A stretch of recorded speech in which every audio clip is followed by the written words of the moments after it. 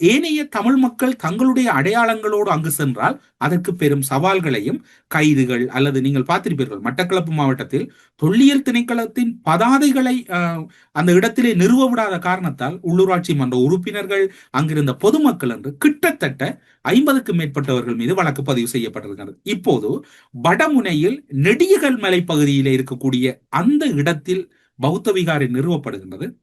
அங்கு இராணுவத்தினரை கைது செய்தார்களா அல்லது அதனை நிறுவிய பொதுமக்களை கைது செய்தார்களா என்றால் இல்லை. ஏனென்றால் தொல்லியல் திணைக்களம் என்பது பௌத்த சாசன அமைச்சிங்கள் வருகிறது. பௌத்த சாசன அமைச்சரை பார்த்தீர்கள் என்றால் அவருடைய பதில்களையும் பார்த்தீர்கள் என்றால் ஒரு சந்தேகமான பதிலாகத்தான் இருக்கிறது. முன்னர் குறிப்பிட்ட பௌத்த சாசன அமைச்சு மற்றும் சுற்றுச்சூழல் அமைச்சு என்பதில் அமைச்சரவையின் தலைவராக டெல்வின் சில்வா செயற்பட்டுக் கொண்டிருக்கிறார் என்கின்ற சந்தேகம் தான் இருக்கின்றது. இப்போது அனுரகுமார திசாநாயக்க அமைச்சரவையின் தலைவர், ஆனால் முக்கிய அமைச்சுக்களின் ஆலோசனைகள், முடிவுகள் டெல்வின் சில்வாவின் ஊடாக பெறப்படுகிறதா என்கின்ற சந்தேகம் பலத்துக் கொண்டிருக்கின்றது. தமிழர் பகுதிகளில் இடம்பெறுகிற நிலைமைகளை பார்த்தார்.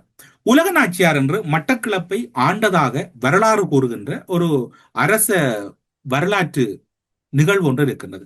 உலக நாச்சியார் குறிப்பாக சொல்ல போனால் கொக்கோட்டுச்சோலை, தாந்தாமலை போன்ற பகுதிகளை ஆண்டதாக வரலாறு கூறுகிறது.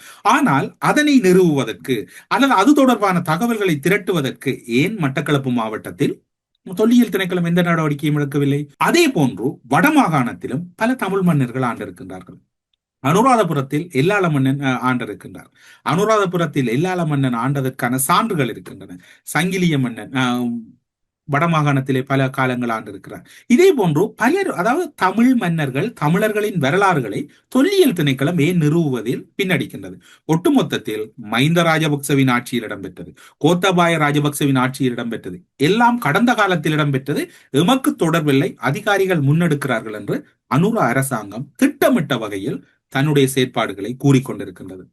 எல்லோரும் சமூக வலைத்தளங்களில் ஒரு முக்கியமான பதிவை போட்டிருந்தீர்கள். அனுர்குமார் திசாநாயக்க யாழ்ப்பாணம் சென்று வந்த பின்னர் கடுமையான எதிர்ப்புகள், ஆதரவு நிலைப்பாடுகள் சமூக வலைத்தளங்களிலும் அறிவுபூர்வமான நிலைப்பாடுகள் பொதுத்தளத்திலும் எழுந்திருந்தது. அந்த வகையில் யாழ்ப்பாணத்தில் இருக்கக்கூடிய மூத்த சட்டத்தரணியாக இருக்கக்கூடிய குமாரவடிவேல் குருபரன் அவர்கள் ஒரு முக்கியமான கருத்தினை கேட்டிருந்தார்.